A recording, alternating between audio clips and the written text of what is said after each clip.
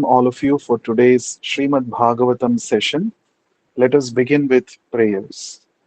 Nama Om Vishnu Padaya Krishna Presthaya Bhutale Srimate Bhakti Vedanta Swamin Nitinamine Namaste Saraswate Deve Gauravani Pracharine Nirvishesha Shunyavadi Paschatya Deshatarine जय श्री कृष्ण चैतन्य प्रभु नित्यानंदा श्री अद्वैत गदाधरा श्रीवासादि गौर भक्त वृंदा हरे कृष्णा कृष्ण कृष्ण हरे हरे हरे राम राम राम हरे हरे नारायणं नमस्कृत्य नरं चैव नरोत्तमं देवीं सरस्वतीं व्यासं ततो जयमुदीरयेत् नष्टप्रायेषु अभद्रेषु नित्यं भागवत सेवया भगवति उत्तमश्लोके भक्तिर्भवति नैष्टिकी Reading from Srimad Bhagavatam, Canto 1, Creation, Chapter 7, entitled The Son of Drona Punished. Text 15. नकुलः सह देवश्च युयुधानो धनञ्जयः भगवान् देवकी पुत्रो ये चान्येयाश्च योषितः. Translation by His Divine Grace Vishwaguru Abhay Charanarvinda Bhakti Vedanta Swami Srila Prabhupada. Suta Goswami continued. Nakula and Sahadeva, the younger brothers of the king, and also Satyaki, Arjuna, the personality of Godhead Lord Sri Krishna, son of Devaki, and the ladies and others all unanimously agreed with the king. So we are seeing this particular incident where Ashwathama, the son of Drona, is about to be punished for his heinous act of killing the innocent boys, the sons of Draupadi, when they were sleeping. So, yesterday we saw the verse where Maharaj Yudhishthira, after hearing the statements of Draupadi Maharani, he was actually supporting her. Her stand was that we should not kill the son of Dronacharya because he happens to be from a one great family, and moreover he is a Brahmana. He is the son of Dronacharya, who is actually our military teacher. It is because of Dronacharya's mercy that all the Pandavas, including Arjuna, have become great warriors. Another reason that Draupadi gave was just like I am lamenting, I am crying for the dead sons of mine, I don't want to put the wife of Dronacharya, Kripi, also in a similar state. If you kill Ashwathama, Kripi will be very much lamenting. So we should not give her this kind of a lamentation. So these were the reasons Draupadi Maharani said that we should not kill Ashwathama.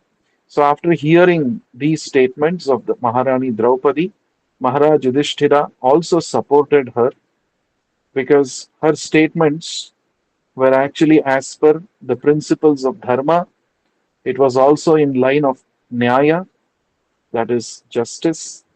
It was full of compassion. It was free from duplicity. It was promoting equality, and it was also glorious. And that is why Maharaj Yudhishthira, the son of Yamaraja, who is actually the personification of Dharma, supported the statements of Draupadi. Now, once Maharaj Yudhishthira supported the statements of Draupadi, one by one, all others also started seconding the opinion of Draupadi. So it is mentioned here, Nakulaha Sahadevascha. So the first person to support Maharaj Yudhishthira is mentioned here as Nakula, and then Sahadeva, the two younger brothers of the Pandavas, and then Yuyudhana. Yuyudhana, his another name is Satyaki. He was a personal associate of Lord Krishna in Dwaraka, and he also headed one of the Akshauhini divisions on the side of the Pandavas. Yuyudhana was actually a great warrior, or he's also called Satyaki. And then Dhananjaya. Dhananjaya is Arjuna himself, the winner of wealth. Arjuna has Dashanama, 10 names.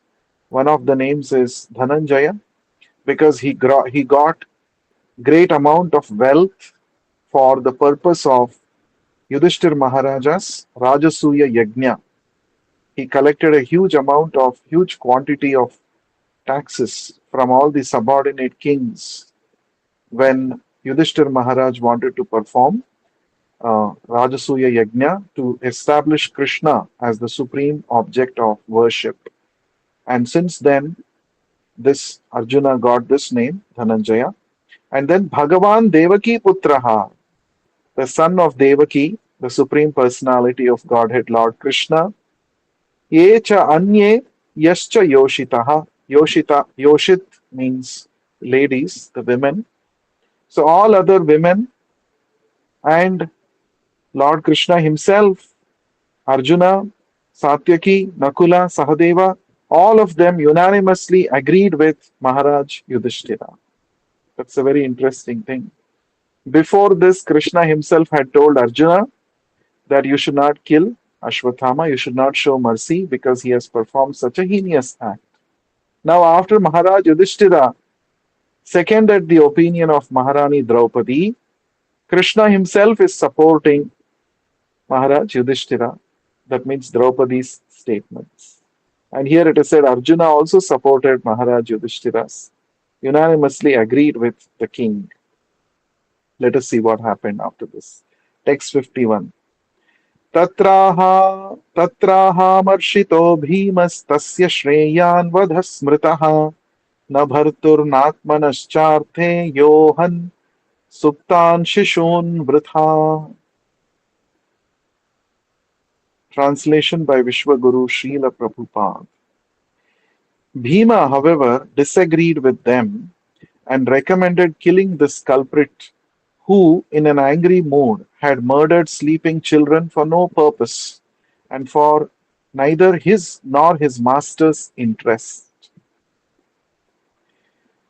So here Bhima is having a different opinion among all the personalities present there. Everybody, including Lord Krishna, the four Pandavas headed by Maharaj Yudhishthira, and Lord Krishna himself, and all the others who were present there, including all the women present there. The women must include actually Kunti Devi also, and all others. They're all agreeing that we should not kill Ashwathama. But then Bhima is having a different opinion. That is what is mentioned here. Tatra, thereupon, aha means said. Amarshitaha, means in an angry mood. Bhima. Bhima is a meaning of the word Bhima is one who performs Herculean tasks. Bhima karma, Vrukodaraha, one who is very brave and he performs very wonderful tasks. So he is Bhima. Tasya Shreyan Vadaha. Tasya, his. Shreyan, ultimate good. Vadaha, killing. Smritaha, recorded. Na bhartuhu, not for the sake of his master. Na atmanaha, not for his own self. Cha arthe, for the sake of. Yaha, ahan means killed. Suptan shishun, sleeping children. Vrutha, purposelessly, without any purpose. So, Bhima is saying, Bhima disagreed with everybody. He disagreed with the Lord, disagreed with his other brothers. And he said, without any purpose, this Ashwathama has killed innocent boys when they were sleeping. He did this not for his own purpose, nor for the purpose of his master Duryodhana. Therefore, he should not be spared. He must be killed. So this is the statement of Bhima. So one thing we have to understand here: if a person commits a sinful activity for his own purpose, then definitely he is accountable for it. But if he is doing a sinful activity because he was told by his master, then he is just an instrument and master is accountable for his sinful activity. Of course, he is also accountable as an instrument, but he was instigated by his master. In that case, the master gets greater sinful reactions. These are all the intricacies of karma. It's not easy to understand. Of course, here in this case, Ashwathama killed the Upapandavas not for his own benefit, not for the purpose of pleasing his master, because we have understood that when Duryodhana saw the cut heads of the Upapandavas, he was actually not pleased. He was dissatisfied. So that means by killing the Upapandavas, what purpose did Ashwathama achieve? Nothing. Neither he was benefited, nor his master Duryodhana was benefited. So Bhima is telling, purposelessly, without any purpose, this person Ashwathama has killed the sleeping sons. Therefore, it is not correct what he has done. He should not be shown any mercy. He should be punished. So uh, this is the point of view of Bhima. So it's an interesting point here to see. So another point that we have to understand here is all these Pandavas, they are not ordinary persons. They are not ordinary people. They're all exalted personalities. They are actually pure devotees. They are liberated souls. So even among liberated souls, sometimes there can be differences of opinion. This is a very important point. Differences of opinion are always possible because each soul is unique.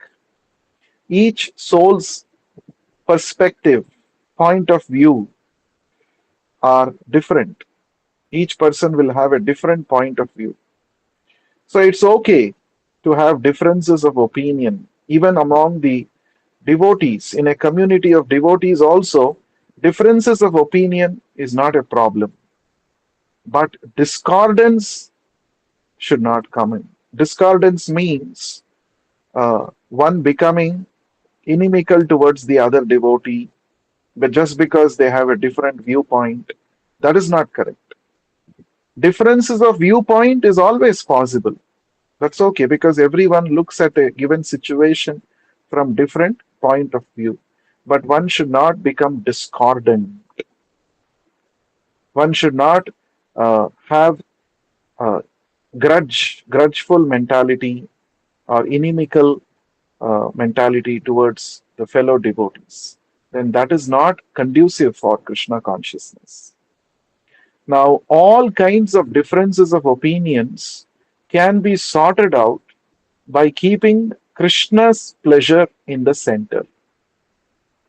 In the material world, why people have differences of opinion or why people are not able to resolve their differences?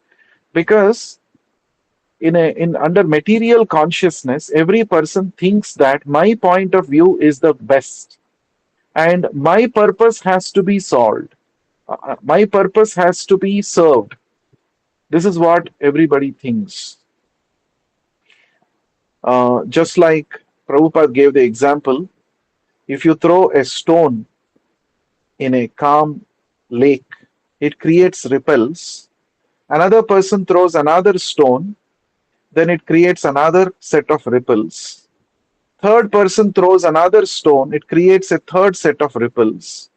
And since the center of all these three ripples is not common, therefore one set of waves cuts across the other sets of waves, isn't it? In the material world, through this example, what is Srila Prabhupada trying to explain to us? In the material world, everybody thinks that they are the center of the world. The whole existence is meant for their enjoyment. That is what everybody thinks, boosted by false ego, under the influence of the three modes of material nature. So, therefore, there is always a slight difference in opinion will lead to fights, quarrels, misunderstandings, isn't it? But in a spiritual community of devotees, the center has to be one. Every devotee may have different points of view, that is allowed, but the center is Krishna. If the center is not Krishna, if the center is the false ego of the individual devotees, then these conflicts and differences cannot be resolved. If the center is Krishna, oh, service of Krishna is our priority. Now let us sit down, discuss, resolve our differences of opinion such that our service to Krishna will not get affected. If this point of view is there, then any kinds of differences of opinions can be sorted out. So even in a family also, if the husband has one opinion, wife has another opinion, the children have another opinion, the elderly parents have another opinion, it is quite possible. Everybody can have their own opinions, no problem with that. But if they have a common center, common cause, that all of us, our purpose in this family is to advance in Krishna consciousness. Our purpose is to please Krishna. Our purpose is that service to Krishna should continue. If this is agreed upon by every member in the family, all kinds of differences of opinions can be resolved. If this is not there, if this common center, common understanding is not there, the common cause is not there, then people will get separated because their differences of opinion will become a matter of their ego satisfaction, false ego satisfaction. Then the issues cannot be resolved. In fact, the issues become bigger and bigger, and it will lead to bigger quarrels and separation. So, this is the point. Srila Prabhupada always said, yes, always there will be differences of opinion. Prabhupada gave the example of this incident. Even the Pandavas had differences of opinion, but they resolved, keeping Krishna's pleasure in the center. That is the meaning of being devotees. Devotee means Krishna's service is my priority.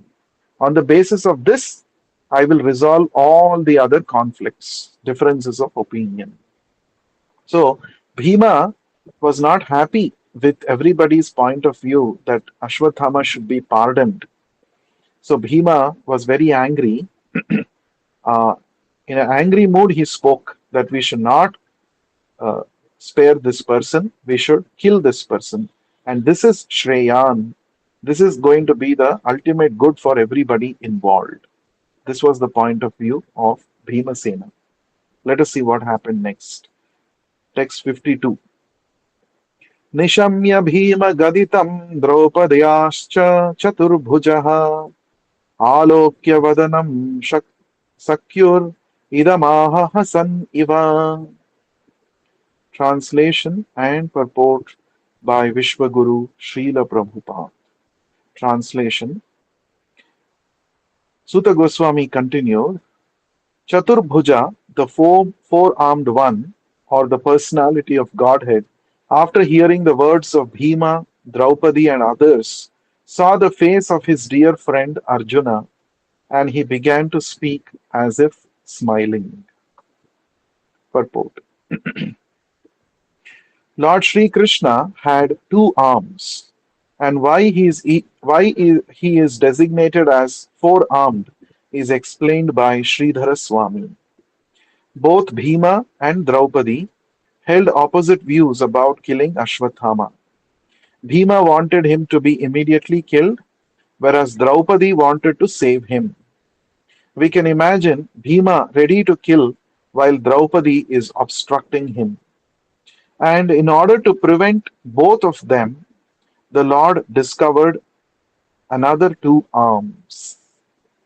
Originally, the primeval Lord Sri Krishna displays only two arms, but in his Narayana feature, he exhibits four. In his Narayana feature, he resides with his devotees in the Vaikuntha planets, while in his original Sri Krishna feature, he resides in the Krishna Loka planet, far, far above the Vaikuntha planets in the spiritual sky. Therefore, if Sri Krishna is called Chaturbhujaha, there is no contradiction. If needed, if need be, he can display hundreds of arms, as he exhibited in his Vishvarupa shown to Arjuna. Therefore, one who can display hundreds and thousands of arms can also manifest four whenever needed. When Arjuna was perplexed about what to do with Ashwathama, Lord Sri Krishna, as the very dear friend of Arjuna, voluntarily took up the matter just to make a solution, and he was smiling also. Thus ends the Bhakti Vedanta purport. Very interesting verse this is. Nishamya Bhima Gaditam. Nishamya, after just hearing Bhima Gaditam, whatever was spoken by Bhimasena, Draupadyascha, and whatever was spoken by Draupadi, Chaturbhujaha, the Lord, who is known as Chaturbhuja, the four-handed Lord, Alokya, he saw the entire situation, he saw everybody. Vadanam Sakyuhu, Vadanam, he saw the face, Sakyuhu, of his friend Arjuna. Sakyu here refers to Arjuna, nobody else, because only Arjuna had that friendly relationship with Krishna in the Sakhya Rasa. Idam aha. This way, Chaturbhuja, the Lord, spoke. Hasan iva. Smilingly he spoke. Whenever Krishna speaks, he's always smiling. Because here, why is he smiling? Because he's seeing how the devotees, all the Pandavas, there is a difference of opinion among the Pandavas. So he is smiling. And another understanding about smiling is, in all circumstances, Krishna is unaffected. He is not at all affected. Therefore, he is smiling. It is such a ethical issue, dilemma that Arjuna is facing now. Because now Arjuna has to take an action. Because Arjuna has bound Ashwathama and brought in front of Draupadi. And Arjuna had previously promised Draupadi that he will take revenge against the killer of her sons. Now, Draupadi is saying, don't kill. And after hearing Draupadi's statements, Yudhishthir Maharaj and all the Pandavas, including Lord Krishna and Arjuna himself, they all felt that we should not kill now. We should not kill. We should support whatever Draupadi is saying. But then there is one person who is opposing everybody, that is Bhimasena. And he is saying this person has done a heinous act. We should not spare him. We should kill him. And killing him is actually going to result in the highest good for everybody. So after hearing these contradictory statements, now Krishna assumed four hands there. That is what one of the greatest earlier commentators of Srimad Bhagavatam, Sridhara Swami, is saying. In fact, the commentaries of Bhagavatam by Sridhara Swami were relished even by Sri Chaitanya Mahaprabhu. There is a mention of this in the Chaitanya Charitamrita. So Sridhara Swami he is explaining in his commentary to this verse why is Krishna referred to as Chaturbhuja here? Because generally the original form of Krishna is Shyama Sundara Dvibhuja Muralidhara, as confirmed by the Acharyas. The original form of Krishna is he is bluish black in complexion, Shyama Sundara, very beautiful to look at, and he is Dvibhuja, he has two hands, and Muralidhara, he is always playing on his flute. He is holding a flute. So this is the original form of the Supreme Personality of Godhead, Krishna. But in this shloka, Krishna is referred to as Chaturbhuja, four-handed. This four-handed form, as Prabhupada explains in the purport, is a feature peculiar to Narayana, Vishnu forms, who are all presiding over different Vaikuntha planets. In the spiritual sky, there are innumerable spiritual planets called Vaikuntha Lokas, and on each of these Vaikuntha Lokas, the Lord is present in his four-handed form as Narayana, and he is served by his confidential devotees there. And above all these Vaikuntha planets, there is the supreme Vaikuntha planet, which Krishna is referring in the Bhagavad Gita also. Madhama Paramam Mama, Tadhama Paramam Mama, my supreme abode. And that is referring to the Goloka Vrindavana, which is the topmost Vaikuntha planet. And in the Goloka Vrindavana, Lord Krishna is personally present in his original form as two-handed form. And in the Bhagavad Gita, when you study the 11th chapter, the universal form, there, when Arjuna requests Krishna to display the universal form, immediately Krishna displays the universal form. And that universal form has got innumerable hands, innumerable legs, innumerable bellies, innumerable heads. Now, these are the descriptions in the 11th chapter if you read. That means the Lord can assume any number of forms, any number of hands.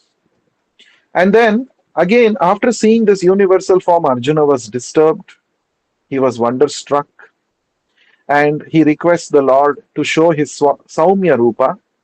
First, he says, please show your four-handed form, Chaturbhuja Rupa.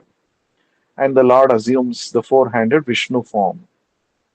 And then, finally, the Lord comes back to his original form as two-handed Krishna.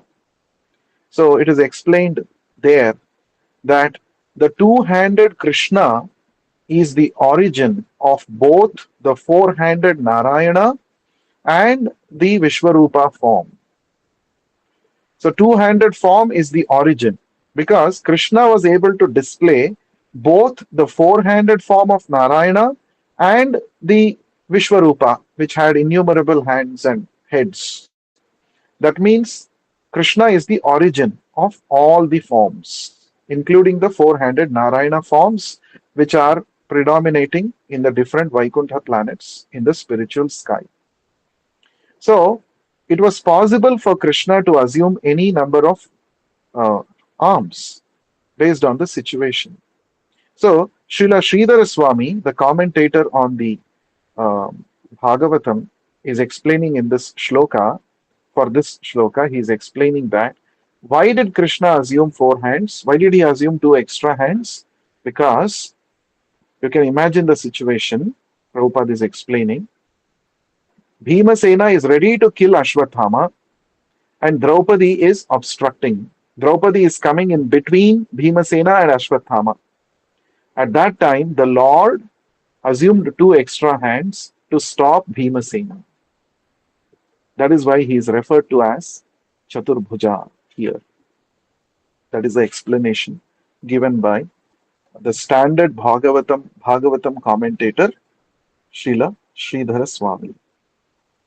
So, Arjuna is perplexed now. What to do? On one side, everybody is saying don't kill. But Bhimasena, his elder brother, is saying kill. So now Krishna is going to take the matter into his own hands. The Lord is going to take the matter into his own hands and he's going to speak something But while all this is going on, Krishna is smiling. Definitely nobody in that situation would be smiling, because the Pandavas and especially Draupadi Maharani, there's no question of their smiling, because they have lost their sons. They are in a grief stricken condition. And Bhimasena is very angry at uh, Ashwathama. So there's no question of his smiling also. So all the parties involved, they were not smiling. Either they were angry or they were in a grief stricken mood. They were affected by the circumstance. It was only Krishna who is above the circumstance. He is not affected by the circumstances. He is not affected by either the death of the five sons of Draupadi, nor is he affected by the angry words spoken by Bhimasena. So, this is the position of Krishna that is explained in the Srimad Bhagavatam. The position of Krishna is explained. Harirhi nirguna sakshat. Hari or Krishna is nirguna. Nirguna means he is beyond the influence of the three gunas, the three modes of material nature.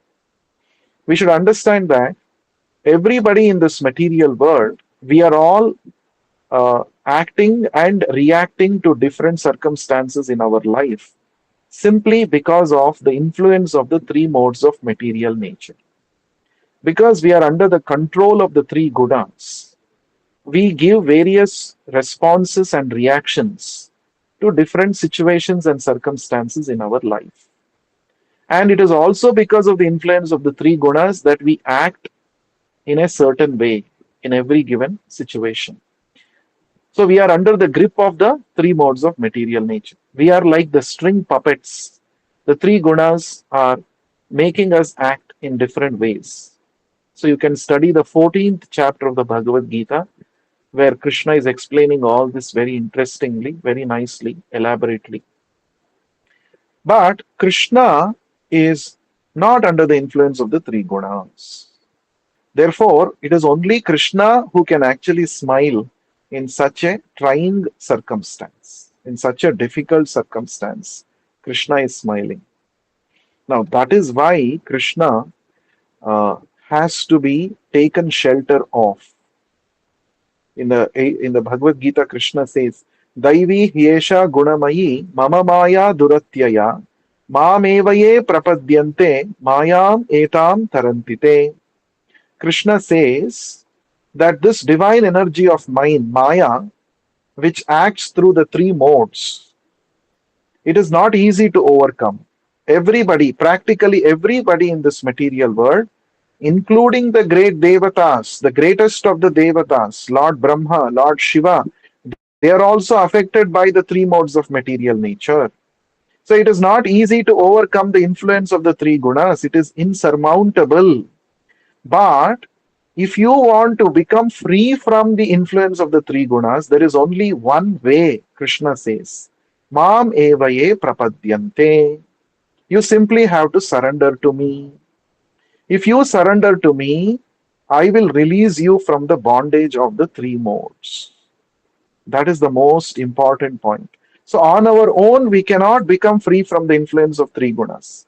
Because Krishna is already transcendental to the three gunas, only He can give us relief from the influence of the three gunas. So, surrendering to Krishna is the only way by which we can become free from the influence of the three gunas. So, Bhagavatam says the same thing. Harirhi nirguna sakshat tam bhajan nirguno bhavet. Krishna is above the influence of the three gunas. Anybody who surrenders to him and renders service to him, he can become free from the influence of the three gunas. Same thing is the conclusion of the 14th chapter also. After hearing the descriptions from Krishna about how the three gunas influence everybody in this material world, Arjuna asks a very intelligent question. He says, how to become free from these three gunas? And so Krishna immediately replies, Mam chayo avyabhicharena bhakti yogena sevate sagunan samatityaitan brahma bhuyaya kalpate. Krishna says, if you engage in undivided devotional service unto me, avyabhicharena means unalloyed, bhakti which is free from all motives. If you engage in such a pure bhakti always at my lotus feet, then I will give you release from the three gunas. So this is the way.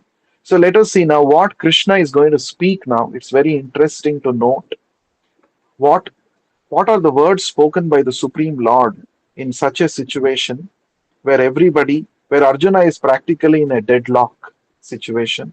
Let's see what the Lord says. Previously, when Arjuna was in a similar deadlock situation on the battlefield of of Kurukshetra, it was the words of Krishna which he spoke, which gave him clarity. So now also Krishna, he is see Krishna never gives up on his devotees. Krishna, whenever devotees are in a difficult circumstance, especially the pure devotees who have dedicated their very life for executing the orders of Krishna. When such pure devotees are in a difficult circumstance, Krishna intervenes and he gives clarity, he gives them direction. That is why Krishna is called Rishikesha. He directs the senses of his pure devotees. So, a devotee's sense control problem is easily solved. A devotee need not have to worry about how to control my senses. Oh, how to control my senses. No. A devotee simply engages his senses in the service of Krishna. And Krishna gives them directions. Krishna directs the senses of his pure devotees. That is our process. We don't have to worry how to control our senses. Oh, my senses are wild. My mind is not coming under control. Hmm? The other hatha yogis, karma yogis, jnana yogis, they may be worried about how to control their senses. But in our case, we don't have to worry in Krishna consciousness process. All that we have to do is engage all our senses, including our mind, in the service of Krishna.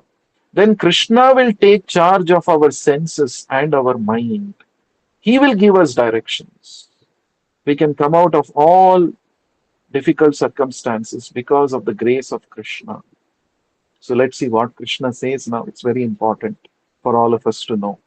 Text 53 and 54. Shri Bhagavanu Vacha Brahma Bandhurna Hantavya Atatayi Vadharhanaha Mayaivo Bhayam Amnatam Paripahi Anushasanam कुरु प्रतिश्रुतं सत्यं यत्तत् सान्तव्यता प्रियां प्रियं च भीमसेनस्य पाञ्चाल्या मह्यमेव च. Translation and purport by Vishwaguru Srila Prabhupada. So what is the Lord saying here? Let us see. The personality of Godhead, Sri Krishna, said, a friend of a Brahmana is not to be killed, but if he is an aggressor, he must be killed. All these rulings are in the scriptures, and you should act accordingly. You have to fulfill your promise to your wife, and you must also act to the satisfaction of Bhimasena and me. Purport by Srila Prabhupada. Arjuna was perplexed because Ashwathama was to be killed as well as spared according to different scriptures cited by different persons. As a Brahma Bandhu or a worthless son of a Brahmana, Ashwathama was not to be killed. But he was at the same time an aggressor also. And according to the rulings of Manu, an aggressor, even though he be a Brahmana, and what to speak of an unworthy son of a Brahmana, is to be killed. Dronacharya was certainly a Brahmana in the true sense of the term, but because he stood in the battlefield, he was killed. But although Ashwathama was an aggressor, he stood without any fighting weapons. The ruling is that an aggressor when he is without weapon or chariot, cannot be killed. All these were certainly perplexities. Besides that, Arjuna had to keep the promise he had made before Draupadi just to pacify her. And he also had to satisfy both Bhima and Krishna, who advised killing him. This dilemma was present before Arjuna, and the solution was awarded by Krishna. Thus ends the Bhaktivedanta purport. So let's see what is Krishna telling in these two verses. Sri Bhagavan Uvacha Brahma Bandhur na hantavya. We have discussed in detail about this term Brahma Bandhu. Ashwathama is referred to as Brahma Bandhu because he was merely a relative of a Brahmana. He did not have the qualifications of a Brahmana. This term is used to refer to those who are born in a Brahminical family, but they have no Brahminical qualifications. So they're actually not referred to as Brahmana, they're referred to as a relative of a Brahmana, Brahma Bandhu. Brahma Bandhu na hantavyaha. So Krishna is telling, na hantavya should not be killed. Brahmanas should not be killed, and even a Brahma Bandhu should not be killed. This is the ruling of the scriptures. But at the same time, Atatayi Vadarhanaha, Atatayi, an aggressor, a terrorist. We have discussed about this term also in one of the sessions recently. Atatayi means one who creates aggression, either by kidnapping one's wife, or looting one's hard earned money, or setting one's house on fire, or by giving poison. These are all called, and also killing a person with who has no weapons on the battlefield. These are all atatayi, aggressors. And as Ashwathama, as a Brahma Bandhu, should not be killed.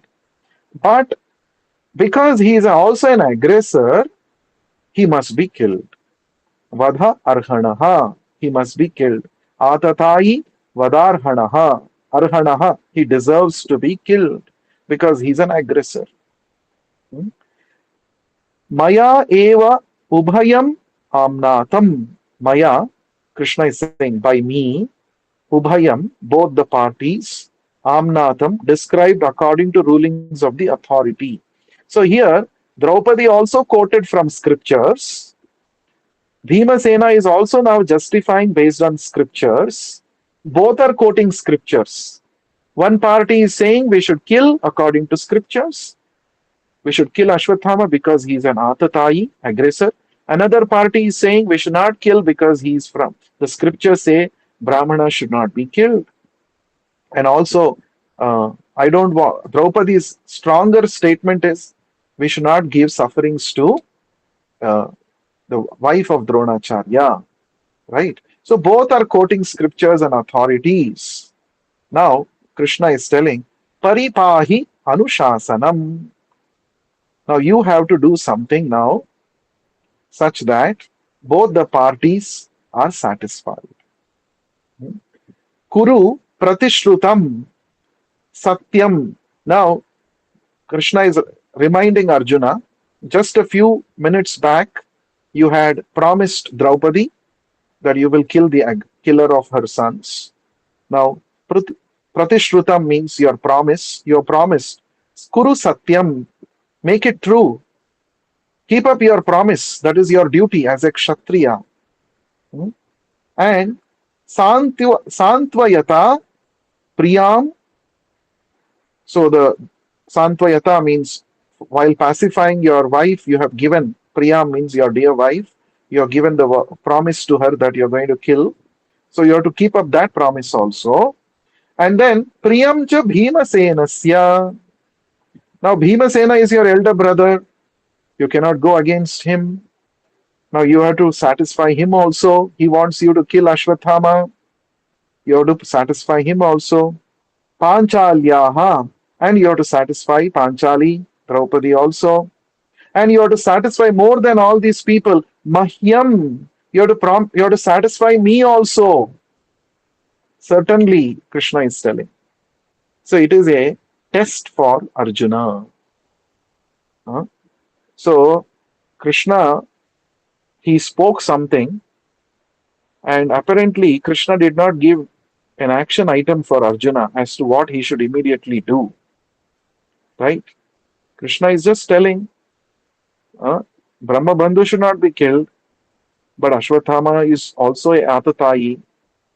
Now you have given both the parties are quoting scriptures, and you also given a vow to your wife that you will kill the killer of her sons. And now you have to please Bhimasena also. And more than all this, you should do something which is going to please me. So these are these statements made by Krishna. Now, as I mentioned previously, the most important thing that a devotee must always focus on in any given circumstance is Haritoshanam, pleasing Krishna. If Krishna is displeased with our actions, and we may be pleasing the whole world, there is no actual benefit. Hmm? Prabhupada quotes from the Bible, Prabhupada quotes a statement. What does it profit a man who gains the whole world but suffers the loss of his own soul? There is no profit. A person may satisfy the whole world, but he may not satisfy the soul. What is the use? He gains the whole world. He's a very powerful person, popular person, and everybody likes him. But then he is displeasing Krishna. Then what is the use? There is no use. So Bhagavatam says Samsiddhir Haritoshanam. The real perfection of all of one's activities is Hari Toshanam. Toshanam means satisfaction. Hari means Krishna. Our activities may or may not be pleasing everybody in this world. That doesn't matter. But are our activities pleasing Guru and Krishna? That is the most important point that we must always keep in mind while doing any activity. Many times we get into such a dilemma. Oh, my friends are saying like this. So they are saying, if you are my friend, you should come to me with the party, for the party. And in the party, just to satisfy my friends, you know, I also had to take some non vegetarian food, or I had to drink with them because they said, if you are my real friend, then you should do all this with us. So I came under peer pressure, and much against my wish, I ended up doing these things and I broke the regulative principles. Now, okay, you're trying to satisfy your friends, but can you also find out some other way by which you can satisfy your friends as well as keep the regulative principles which satisfies Guru and Krishna? This is what a devotee should think. Of course, if there is no other option, then a devotee should come up to this stand that even though I may be displeasing my friends, that's okay, but I will not run the risk of displeasing Guru and Krishna. This is the test that every sadhaka will go through, whether he likes it or not. A devotee has to go through such trying circumstances. In fact, the classic example for this is Prahlad Maharaj. Prahlad Maharaj, you know, the scriptures say that it is the duty of a son to obey the orders and desires of his father. Now, Krishna himself, the Lord himself, has set a standard when he came in Rama Avatara. Pitruvakya Paripalana, he did. For the sake of keeping up the word of honor of his father, Dashrath Maharaj, Lord Ramachandra gave up his royal throne, went to the forest. Isn't it? For the sake of keeping up The word of honor, the promise given by Dashrath Maharaj to Maharani Kaikeyi, the Lord went to the forest. So he obeyed the orders of his father, went to the forest. So the scriptures are saying that we should obey the orders of our superiors, our parents. But look at Prahlad Maharaj. What was his father telling? Father told, don't chant Hari's name, don't chant Krishna's name.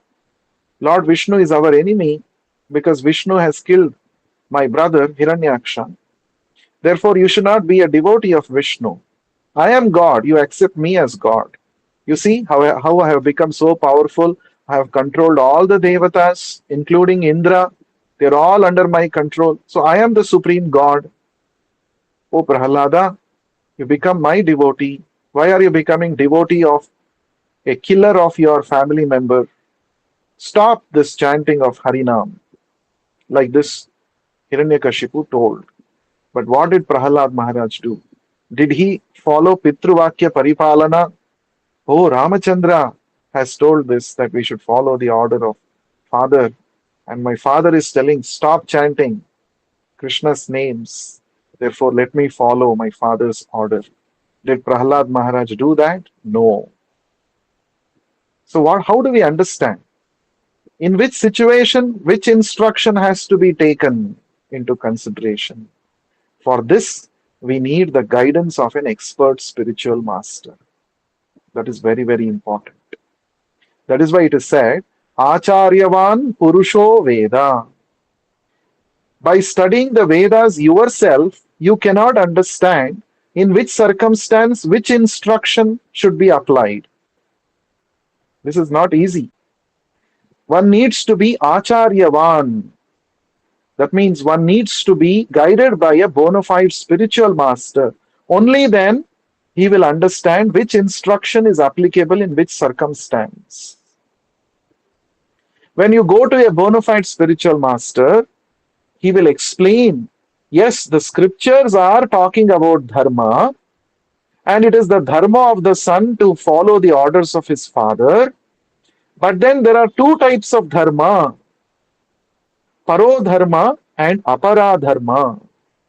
Paradharma means the highest dharma, the spiritual dharma. Aparadharma means material duties. So, material duties, according to the aparadharma, yes, it is a duty of the son to obey the orders of his father. Only when the paradharma is not in stake. If by following a aparadharma, if your paradharma is going for a 6, then you should not follow such a aparadharma.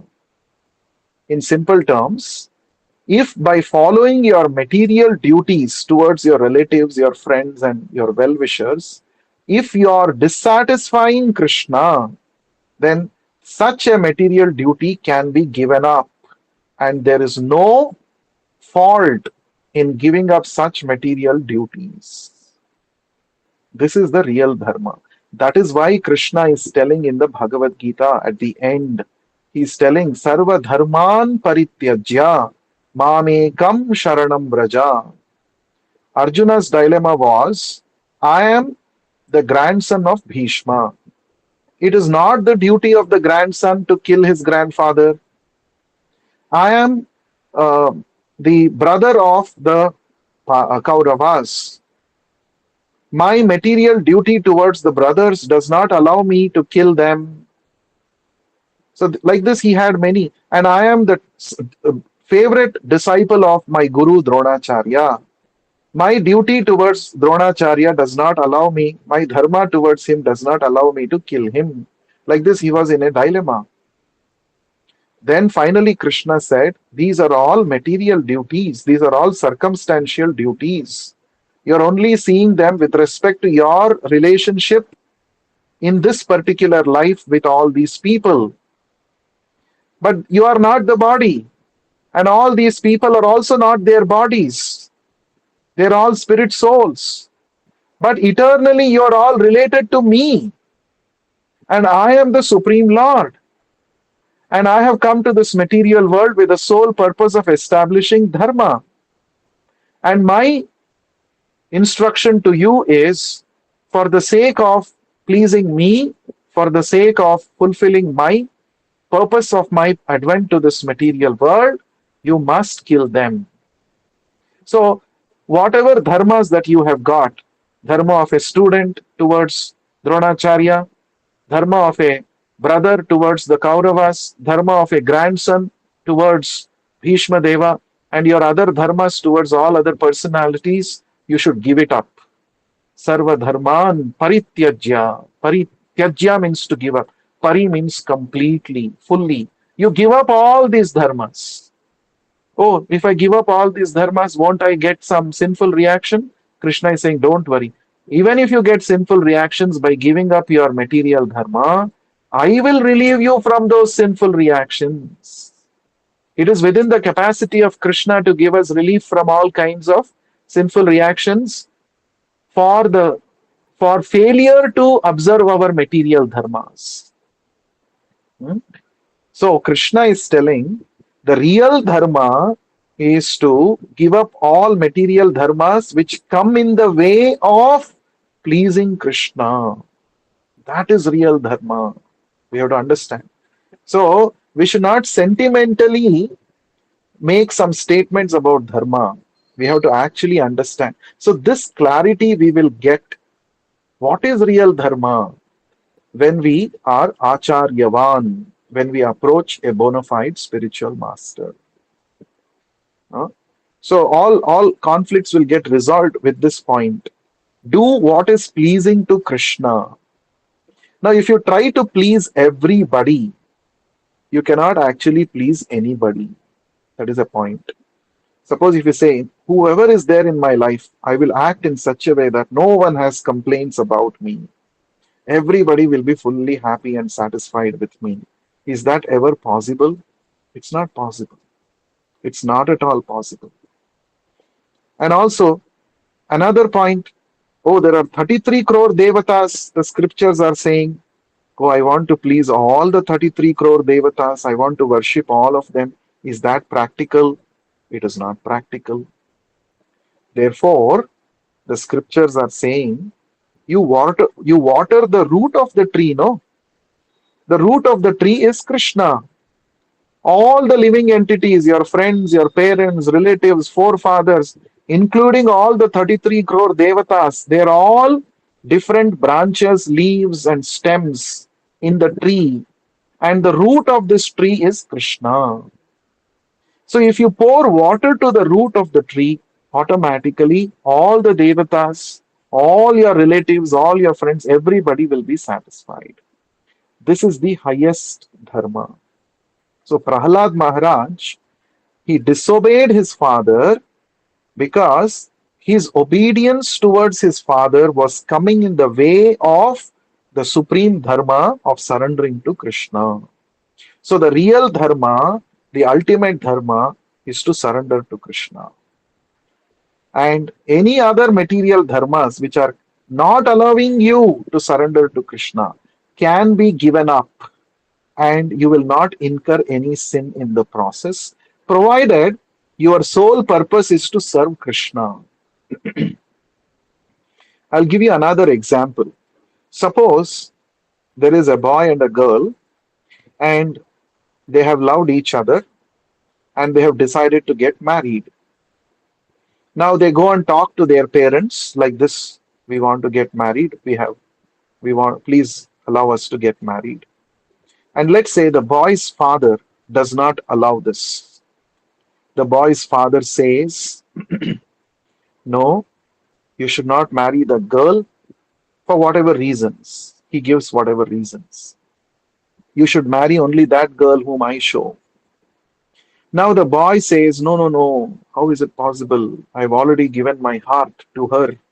Typical, we see many such in the movies and TV serials, and real life also it happens. So what he does is, when he sees that parents are not allowing his marriage with that girl, he says, I'm leaving the house, and he goes away. So he gives up his duties towards his parents. As a son, he's supposed to take care of his parents. That is his duty. But for the sake of marrying his desired girl, he abandons his putra dharma. He gives up his dharma towards his parents and he goes away. Now, in this situation, will he get karma reaction or not for for not keeping up his dharma towards his parents? 100% he will get. There is no doubt about it. 100% he will get sinful reactions because here the purpose of not obeying his father or not taking care of his duties towards his father is personal sense gratification. It is personal sense gratification. Therefore, he will get karma reaction for not taking care of his parents. His parents have done so much for him. They have brought him up to this level. It is his duty now to serve them in their old age. Now he has given up that and he's going to satisfy his personal desire of marrying a particular girl. Now, this is an example of transgressing one's material dharma and getting karma reaction for that.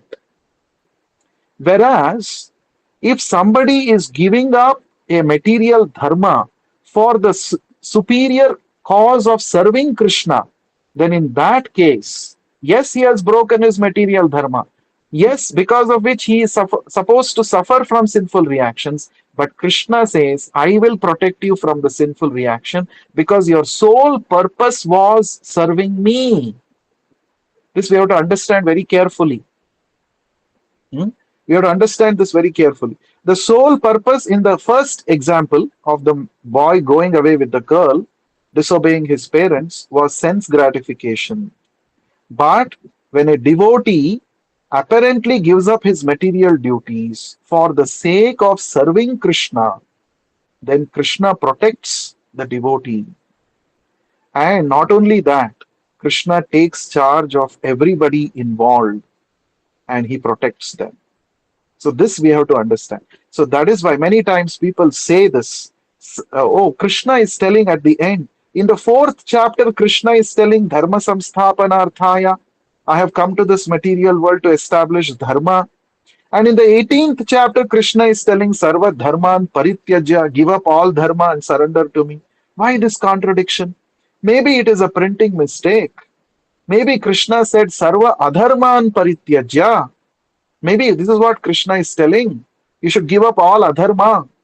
Then there will be no contradiction between the fourth chapter shloka, Dharma Samsthapanarthaya, and this shloka. There Krishna says, I have come to establish Dharma. And here Krishna is saying, give up all adharma and surrender to me. Then there is no problem. No, this we have to understand. Sarva Dharman Parityajya means Krishna is telling, for the sake of pleasing me, if there is a situation which arises because of which you have to give up your material dharmas, it is okay to give up. Another example for this, recently we celebrated Vamana Jayanti. There also we see Bali Maharaj gave up his duties towards his spiritual master, Shukracharya. Now in this case, it was even very difficult choice for Bali Maharaj because Bali Maharaj was actually killed in the battle. It was Shukracharya who used the Mrita Sanjeevani Vidya to bring back Bali Maharaj to life. So Bali Maharaj became indebted to Shukracharya because of this favor that he received from Shukracharya. He has given me a second birth. Now my life should be dedicated to serve him only. But now, when Lord Vishnu came as Vamana, and he said, give me 3 paces of land in charity. And when Bali Maharaj was ready to surrender that to Krishna, that time Shukracharya said, don't do. Here also you see a conflict between Paradharma and Aparadharma. His indebtedness towards Shukracharya was a material dharma, a material sentiment. But serving Krishna is the superior dharma. It is Paradharma. So Bali Maharaj, as a Mahajana, he is teaching us, choose Paradharma over any other material duty. This is what Prahlad Maharaj also did. His grandfather also did the same thing. He chose worship, surrendering devotional service to Krishna over obedience to his father Hiranyakashipu. So Prabhupada explains that a devotee should definitely carry out the orders of his superiors, even though they may be non-devotees, but but is there.